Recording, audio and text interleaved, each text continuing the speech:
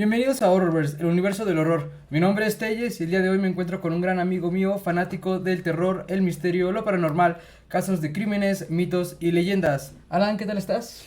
Muy bien, Telles, muy bien, todo bien, ya preparándonos para las fiestas patrias, estamos a un día técnicamente, no sé si tienes algo planeado tú, para festejar. Pues la verdad, no, solo comer, Ok. pero no. Sí, igualmente Este, voy a comer también. Y bueno, por motivo también de las fiestas patrias, pues el tema de hoy es relacionado con México. Y bueno, pues Mau no nos pudo acompañar tampoco este episodio, Ni Edgar tampoco. pero esperemos tenerlos en otros episodios. Vamos a Mientras jugar a la tanto, Ouija para traerlos de vuelta, ¿no? sí, Mau, ¿estás aquí? Pero pues mientras, les traemos nosotros el episodio. Y pues ahorita nos vemos y los dejamos con la intro.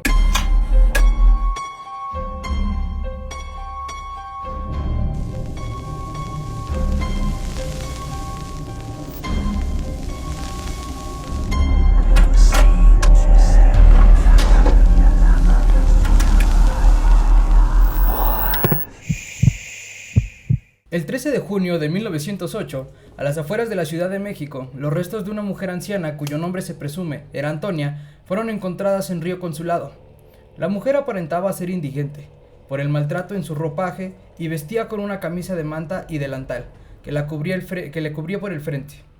Tenía la cabeza a medio cercenar. El cuerpo presentaba un corte profundo a la altura de la garganta, el cual había lesionado la aorta, los músculos, el tejido cartilaginoso, las vías aéreas e incluso el cuerpo presentaba daño en la tercera vértebra cervical. Cuando los policías encontraron el cuerpo, quedaron estupefactos. La manera en la que se había perpetrado el homicidio recordaba al modus operandi de El Chalequero. Francisco Guerrero Pérez fue el primer asesino serial mexicano del que se tiene registro de su captura en México, quien estuvo operando entre 1880 y 1888. Su periodo de actividad coincidió con el de Jack el Destripador, por lo que algunos autores de su época y actuales lo han llegado a comparar con él. Bueno, no sé si tú conozcas sobre el chalequero. Solo del chaquetero, nada más, pero del chalequero nunca había escuchado algo. No, me suena poquito el nombre, pero realmente no tengo conocimiento al 100% de quién se trate. Ok, bueno, pues de este asesino no se conoce mucho de su infancia, solo se sabe que nació en el seno de una familia pobre en alguna parte del Bajío y hasta la fecha todavía no se ha podido determinar cuál es el punto exacto de donde él surgió. Okay. Pero bueno, se dice que él fue el 11º hijo de la familia y no tenía una presencia masculina en su vida, ya que su padre siempre se encontraba afuera y su madre abusaba mucho físicamente de él y de sus hermanos. Es lo típico en los asesinos seriales. Sí, justo me recuerda mucho al de Richard Ramírez. Ricardito. Ajá. Sí. Y su madre lo golpeaba constantemente. Es por esto que a los 22 años, en cuanto pudo salir de su casa, se mudó a la Ciudad de México para alejarse de su familia, en donde comenzó a laborar como zapatero y se casó con una mujer llamada María, con quien se dice engendró 4 hijos. Los testimonios de la época describen a Francisco como un hombre guapo, elegante y simpático, por lo que se dice que tenía varias amantes con las que también procreó varios hijos. Y supuestamente estas amantes eran quienes lo mantenían en la Ciudad de México. Ah, chinga. Okay. También se dice que justo como era tan guapo, de todas sus amantes incluso se dice que tenía un harem, pero muchas personas, bueno, muchos testimonios también dicen que igual no era un harem, sino que nada más era proxeneta y pues eran como todas sus empleadas. Era como todas mías de aquella época. Exactamente. Ah, ok. Bueno, de este asesino lo comparan mucho con Jack el Destripador, justo porque además de que operaron más o menos en la misma época, la mayoría de las víctimas de el chalequero eran prostitutas. Ok, sí, igual. Okay, ajá. Sí. Y bueno, el modus operandi del chalequero consistía en abordar a sus futuras víctimas con el pretexto de hacer uso de sus servicios y así las seducía, pero posteriormente las estrangulaba y decapitaba, y arrojaba sus cuerpos al río Consulado. Se dice que muchas de las prostitutas que rechazaban sus servicios las violaba y posteriormente las asesinaba. Okay. Y otros dicen que aunque las prostitutas le dejaran hacer lo que él quisiera, él las violaba y hacía el acto a la fuerza. Se dice que también por esto se ganó el apodo de chalequero por el término que supuestamente se usaba en la época para decir que era algo a la fuerza, a chaleco. Okay. Pero en realidad era porque él siempre iba muy bien vestido y vestía como charro y vestía siempre un chaleco de charro. Típico. Ajá. Ahorita que dices, bueno, ahorita ya veremos más adelante en el tema, por la época, me suena justo la comparación con Jack el Destripador. Aquí en México creo que en estos tiempos, creo que las autoridades no le prestaban tanta atención a los asesinatos y mucho menos a la de las prostitutas. Y a comparación que en Europa, que es el caso de Jack el Destripador, creo que ahí sí había una poquita más de atención a los casos de asesinatos de prostitutas. Pero viéndolo desde un término general, pues sí como que les daba igual, ¿no? Justo, y de hecho cuando se empezó a popularizar este chalequero que la gente, porque también se dice que cuando se embriagaba en las pulquerías empezaba a decir, a presumir de sus actos. Ya lo veremos un poquito más adelante. Okay.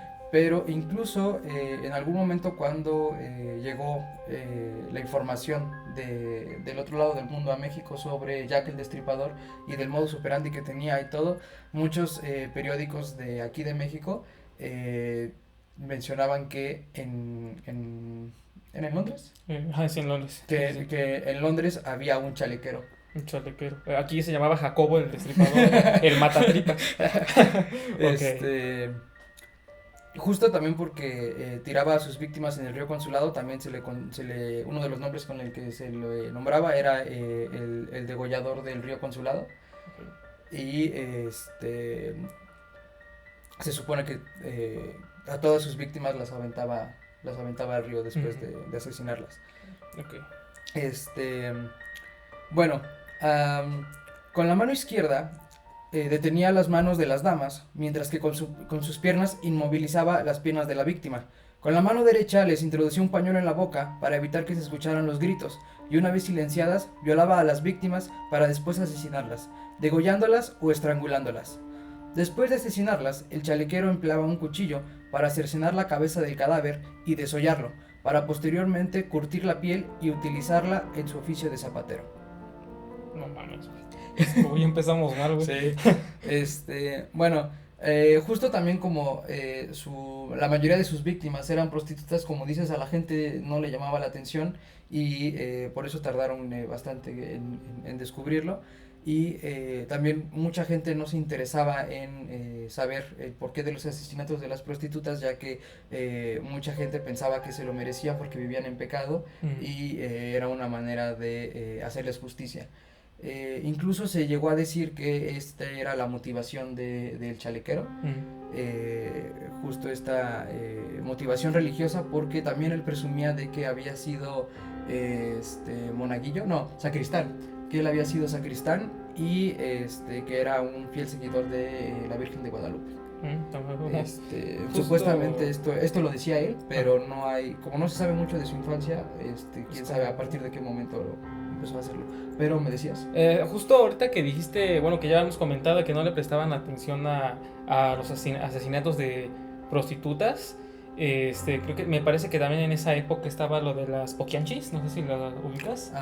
No me suena, pero no estoy seguro. Que eran un grupo de 3 hermanas, 3, 4, no me acuerdo, que igual tenían su grupito ahí de prostitución, okay, en donde pues a la gente adinerada, a políticos, etcétera, pues asistían a estas casitas que tenían las poquianchis y tenían allá jovencitas que ellas secuestraban. Y okay, justo como era prostitución y eran personas de clase alta las que asistían, pues no hacían nada. Okay. Entonces eso me recuerda mucho también a de que pues como eran prostitutas, no les prestaban atención, sí, pues los dejaban pasar. Okay. Pues justo también por esto, y justo porque también las decapitaba, la mayoría de sus víctimas no fueron identificadas y algunas fueron solo parcialmente identificadas y de algunas se tiene el nombre nada más, pero nunca se identificó de dónde, de qué familia eran o dónde vivían o nada. La mayoría fueron identificadas parcialmente de las que fueron identificadas. Dentro de sus víctimas se encuentra Calendaria Mendoza, Francisca Rivero, que era apodada la Chichara, supongo. eh, María de Jesús González, Margarita, apodada la Burra Panda, María Guadalupe Vallagrán, Josefina Rodríguez y María Muñoz. Harías la quesadilla, ¿no? Es la pamba, son tus apoditos, güey. Te digo que se dice que presumía de sus crímenes cuando se emborrachaba en las pulquerías y encontré una supuesta cita del chalequero. Le corté el cuello a la perra y le aventé el río por haberse puesto muy brava. A mí no se me ponen y ya les dije, cabrones, al que se le ocurra hablar, lo mato.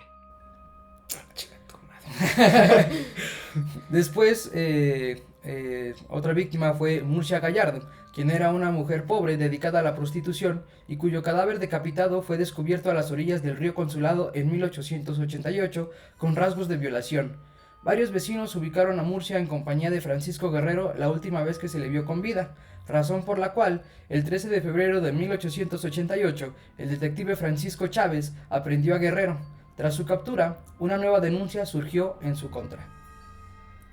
Una mujer llamada Emilia lo acusó de violación e intento de homicidio. Según su declaración, ella no era prostituta, era lavandera. Es el primer caso que se supo que no era prostituta y fue cuando ya también a la policía le empezó a llamar un poquito la atención porque ya no solo eran prostitutas. El mismo patrón. Ajá. Ok. Había sido agredida por Guerrero en la colonia del Río Consulado, tras regresar de una peregrinación al pueblo de La Santísima, cerca de la villa de Guadalupe, diciendo: te voy a meter este pañuelo en el hocico para que dejes de gritar, perra. Después de violarla, la abandonó en el río y la dio por muerta. Tras el testimonio de Emilia, Francisco fue condenado a muerte por el asesinato de Murcia y la agresión hacia Emilia. Sin embargo, no se le pudo relacionar con las otras víctimas en ese momento, y Porfirio Díaz redujo la sentencia a 20 años de prisión en la prisión de San Juan de Ulúa, Veracruz. Sí, es que también estaba el machismo a todo dar en ese entonces y pues no. Justo. La verdad, desconozco, no encontré por qué fue que Porfirio redujo la sentencia, siendo que supuestamente la ley marcaba que debía ser sentenciado a pena de muerte. Pero pues supongo que sí, justo este rollo del machismo. También se supone que Porfirio Díaz mandaba mucha gente, encarcelaba mucha gente en San Juan de Ulúa y tenía dos tipos de presos, que eran los asesinos y los presos políticos, que los metía ahí porque así eliminaba a su competencia política. Claro. De que pues, de repente lo mataron en la cárcel y pues, yo no tuve nada que ver. Ajá. Nada más lo aprisioné. O sea que eran inocentes, pero para deshacerse de ellos, ajá, por cualquier mamadita los metía. Exactamente. Okay. Y bueno, no sé si sepas de la prisión de San Juan de Ulúa. Fue una antigua fortaleza creada en el siglo XVI a las afueras del puerto de Veracruz. Justo como estaba en el puerto, pues la salinidad era muy alta, entonces muchos de los reos estaban deshidratados y tenían justo este daño por la salinidad. Porque también cuando la marea subía, se inundaban las celdas, y el óxido, y había mucha gente moría ahí por enfermedades también. Se dice que supuestamente el agua subía 10 centímetros cuando había marea alta y cuando llegaba no me acuerdo cómo se llama, es un fenómeno oceánico, que de repente se hacen como que olas grandes, no es un tsunami, sino como que de repente la marea sube demasiado. Tsunami pequeño. No me acuerdo cómo se llama, tiene un nombre, pero no me acuerdo cómo se llama. Pero se supone que cuando la marea subía muchísimo, sí llegaba a inundarse hasta 50 o 60 centímetros. Bueno, justo esta prisión de San Juan de Ulúa originalmente no era una prisión, sino era una fortaleza por lo que tenía muros bastante gruesos, que eran de aproximadamente metro y medio de ancho.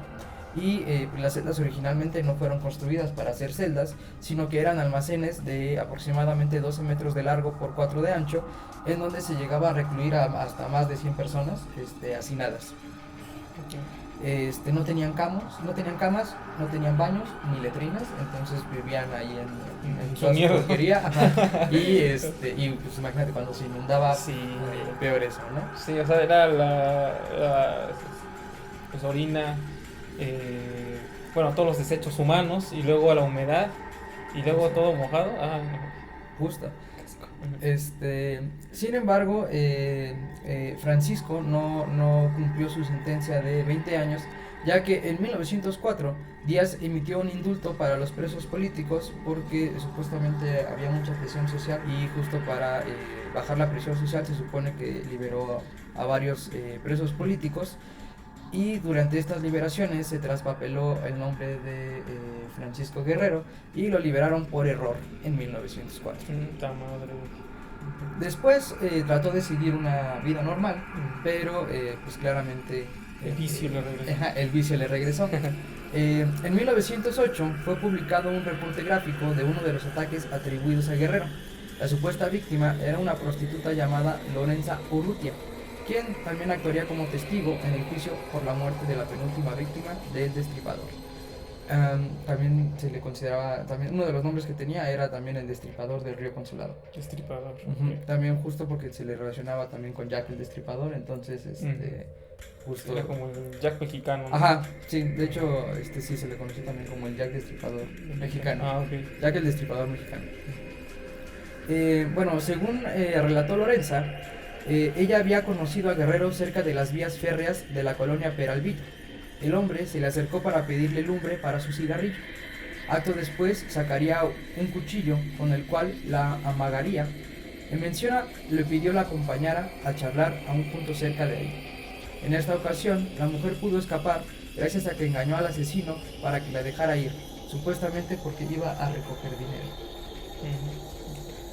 2 meses después, se volvería a encontrar con Guerrero. Esta vez no tuvo tanta suerte. La condujo hasta una cueva alejada de la población. Ahí la violó y la torturó por 2 días. Ella pudo salir con vida porque Guerrero se fue durante un momento para ir para ir a comprar pulque.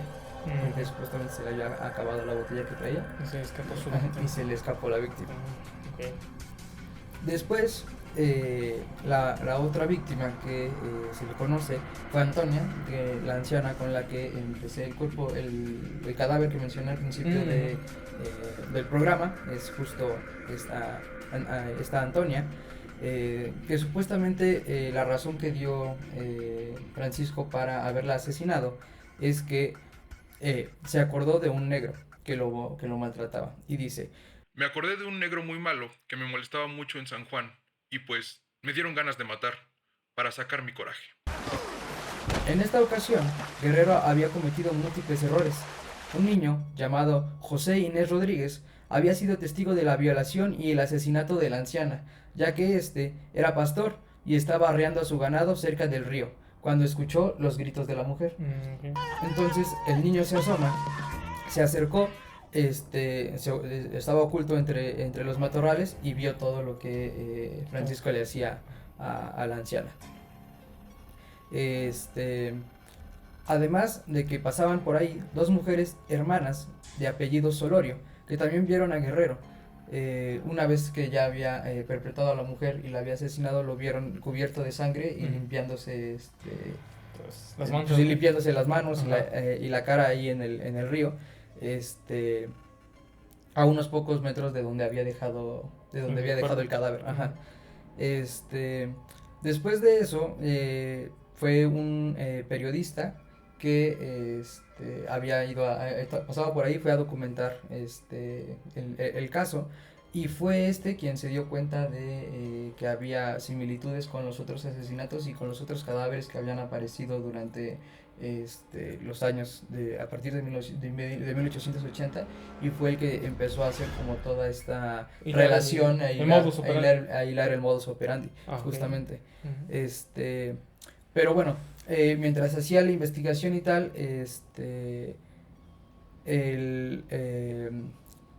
los policías detuvieron a Guerrero, y justo por el salvajismo del asesinato y tal, y que había sido una anciana, mucha gente pues se enteró de que lo habían recluido y tal, y ahora fue recluido en la prisión de Lecumberri, que también sé que hay varias leyendas e historias de gente que se aparece en esa prisión paranormales, ¿no? Ajá, y se dice que uno de los que se aparecen es este cuate, es el chalequero. Ya trataremos de traerlo en otro episodio, algunas leyendas de aquí de México y apariciones que pasan en varios lugares icónicos de la ciudad, lugares embrujados. Esta vez fue sentenciado a muerte en esta prisión de Lecumberri, pero ya no hubo intervención de ninguna autoridad. Francisco Guerrero no alcanzó a cumplir su sentencia, ya que se murió en 1910 a la edad de 70 años, justamente el año que se desató la revolución. Sí, ya ni siquiera pelaban a los... Justo. Sí, y aparte me parece que Lecumberri es así, a comparación de la anterior que dijiste, me parece que ahí sí había más, pues sí, era como decirlo, una especie de máxima seguridad ahí, o sea, de ahí ya no sales, y creo que la sanidad ahí creo que estaba un poquito mejor.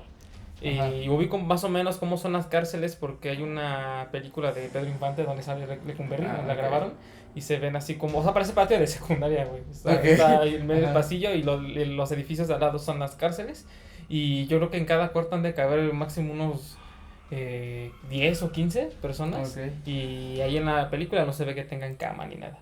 Pues sí se ve un poquito más limpio. Wow, sí. Mira, no sabía bien cómo estaba esa prisión. Se dice que la causa de la muerte fue una tromboembolia cerebral, que si mi conocimiento de medicina no me falla, es cuando se hace se tapa una vena, una arteria o un algo, y se hace lo que se llama un trombo. Y ese trombo viaja, de repente cuando se destapa, el trombo viaja a otra vena o a otro lado del cuerpo, en este caso el cerebro, y ahí ya no pasa, de ahí se vuelve a atorar, y entonces es cuando ya no circula la sangre y el oxígeno y te pelas. Se dice que la causa de esta tromboembolia puede que haya sido una consecuencia de la tuberculosis, que era pues, una enfermedad muy, muy común en la época, y justo por, como ya mencionaste, pues, las condiciones que pues no eran precisamente limpias, no tenían sanidad.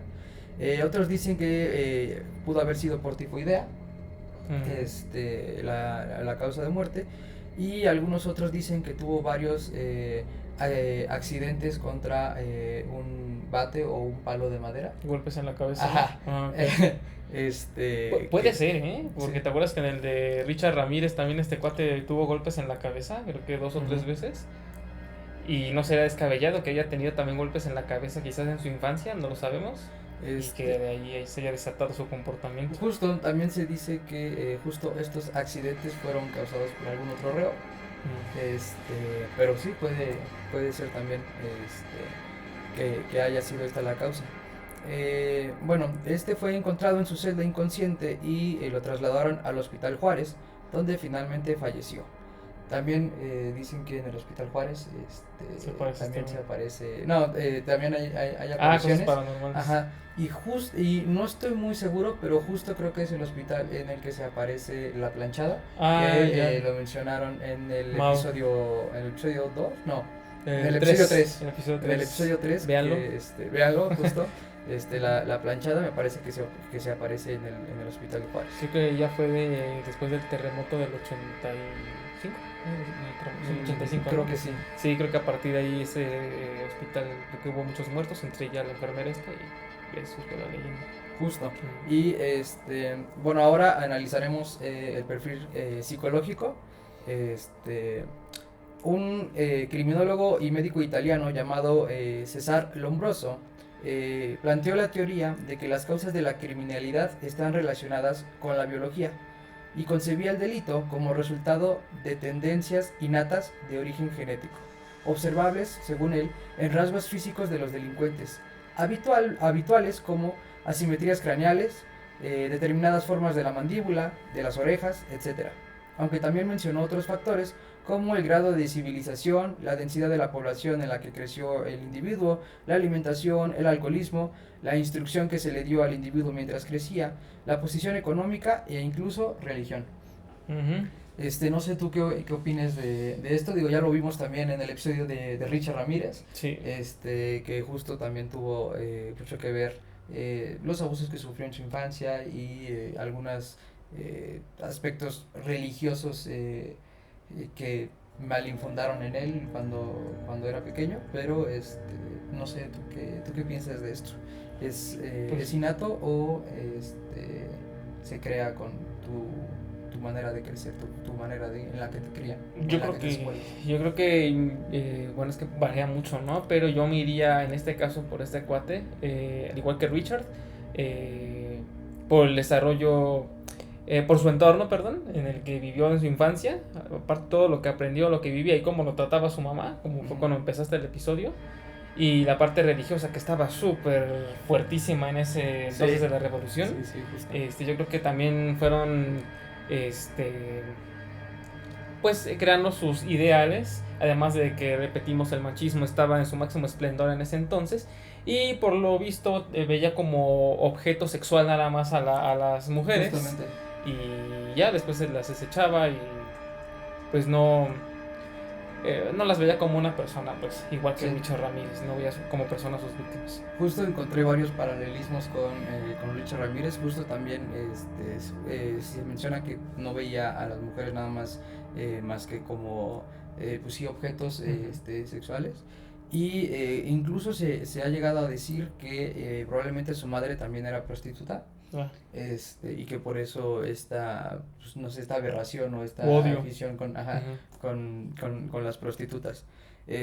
Bueno, con base a la investigación de este médico italiano, Carlos Rubmanac, que fue uno de los primeros criminólogos mexicanos, concluyó que el degollador del Río Consulado o el chalequero era un criminal nato, y mencionó lo siguiente: no hay datos suficientes que autoricen a suponer que el chalequero haya cometido sus crímenes bajo la influencia irresistible de la perversión sexual. No los ha cometido bajo la influencia de una obsesión morbosa. Los ha consumado por impulsiones violentas y conscientes. Es por tanto un degenerado inmoral violento. Rubmanac, 1906. Sí, aquí como que el impulso sexual no estaba tan presente a comparación como el de BTK, ¿no? Que eso es lo que lo motivaba. Ese es vean el episodio también, es el 4, que es un caso muy especial, que él no tuvo traumas en la infancia, a diferencia de este cuate y Richard. Y este cuate no tuvo impulsos sexuales todo el tiempo, sino que eran los actos violentos, tener siempre el control él. Y bueno, lo mandan como asesinaba, ¿no? Muy, muy cruel. Justo. De hecho, también se menciona mucho que él, además de esta, como, o sea, que él usaba justo la violación y... Disculpen, tenemos perrito. Sí. Shauki. ¡Cállate!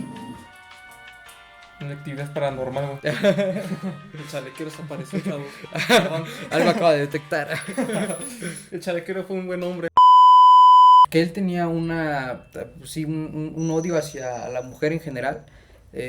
Porque pues ves que la última víctima pues era una anciana, ¿no? Ni siquiera era prostituta ni nada, y una pues era lavandera. Sí. que él tenía esta necesidad de imponerse o de mostrar su fuerza ante las mujeres, y justo ocupaba la violación y este sometimiento, y por eso al final las asesinaba y las degollaba después de perpetrarlas, porque tenía este rollo de sentirse superior a la mujer. Incluso su vocabulario, otra vez comparándolo con Richard usaba la igual. palabra perra, no sé qué otra utilizó, ¿no? Y de esas que se utilizan, ¿no? Para sentirse machito. Ajá, justamente. Sí, y justo que pues, en las cantinas, bueno, en las pulquerías, él pues se pavoneaba pues de los crímenes que cometía y tal, y justo decía que pues nadie se le podía poner al tiro a él.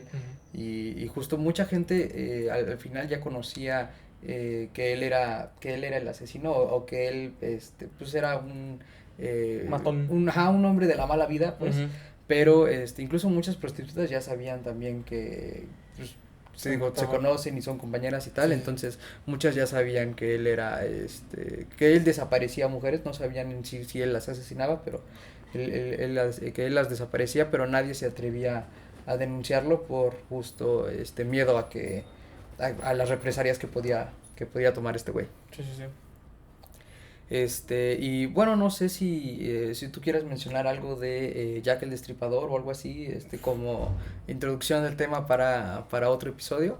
El de Jack el Destripador, no, ese es un caso muy interesante. Los asesinatos son parecidos a justo. Pero la diferencia de ese caso es que nunca se resolvió. Hasta la fecha, no sé si creo que sí, hay un grupo de personas que, al igual que el caso del Zodíaco, tratan de descifrar de quién es el asesino. Por ahí se dice que primero fue un Jack el Destripador que cometió quizás unos 5 asesinatos, y ya después empezaban a surgir otros imitadores de Jack, porque dejaban cartas, pero algunas no correspondían con la tipografía. Pero bueno, ya lo veremos en otro episodio, ¿no? Comentando el del chalequero, pues sí me parece muy típico de la época, que aparte de que el proceso en el que se trataban los casos de crímenes, de asesinatos, no era igual al de actual. Bueno, que actualmente los casos de asesinatos aquí en México pues no son la eminencia también. Sí, ¿no? Pero en ese entonces estaba mucho peor los casos. Sí, si ahorita no les importa, hace menos, años, menos. Mucho menos, porque eran prostitutas, el machismo, aparte que este güey gritaba que asesinaba gente en las cantinas, y yo me imagino que algunos lo tiraban de a loco porque estaba borracho. Ebrio, justo. Entonces, como sabían que las autoridades no hacían nada, pues por eso no lo detenían. Sí, también. Y pues y él no era el único que andaba ahí suelto matando gente, me imagino, pero... De hecho, te digo que fue un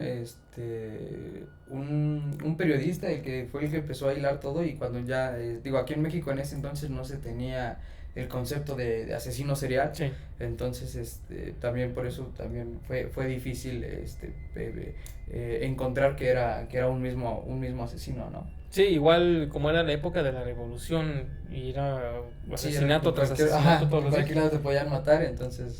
sí, puede haber sido que encontraban a mujeres tiradas por un disparo sin querer, o se le haya puesto un militar, ¿no? Sí. Cualquier cosa, entonces hacía muy complicado que consideraran asesino serial a este señor, sí, a Francis.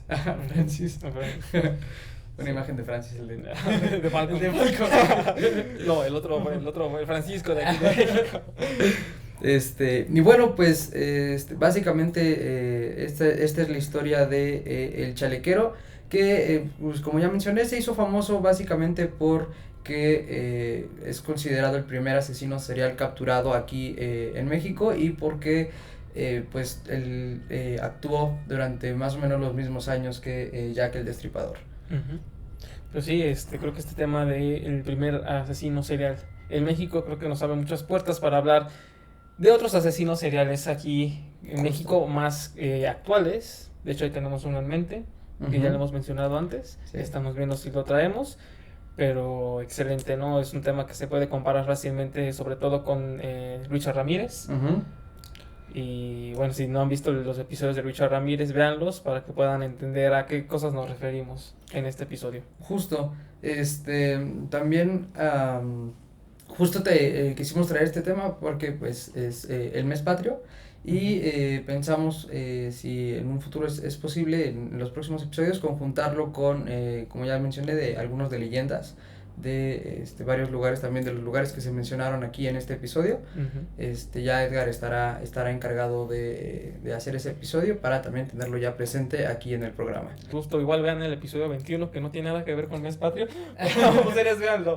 Véanlo. Sí. Pero sí, excelente episodio, es bastante claro, ¿no? Y lamentable de cómo se veían las cosas en ese entonces, ¿no? De hecho, hay una leyenda que me hizo pensar mucho bueno, justo al ser de México, que la quería guardar mejor la guardo para el otro episodio de no, ok. Mejor, sí, olvídalo, mejor la guardo. Se cancela. Sí, se cancela. Okay. Bueno, pues muchas gracias por ver, espero que les haya gustado el episodio, esperemos que les haya gustado el episodio y pues ya está disponible la primera y la segunda temporada completas y primer y este episodio de la tercera temporada. Hicimos varios cambios, ahora pues, ya tenemos iluminación, más equipo y cambio de logo, el cambio de logo también, intro, bueno, varias cosas, ¿no? Se modificaron varias cosas para esta tercera temporada, esperamos que les esté gustando y pues el objetivo es seguir creciendo y les agradecemos mucho a ustedes que nos ayuden a cumplir ese objetivo. Sí, pues muchísimas gracias, Teyes, por el episodio, excelente gracias, tema. Y igual gracias a ustedes público por los comentarios que nos han dejado en la plataforma de YouTube. Igual ahí una persona también nos ha contactado por Facebook. Muchísimas gracias. Próximamente esperamos hacer una colaboración. Y pues nos vemos en el siguiente episodio. Nos vemos. Bye.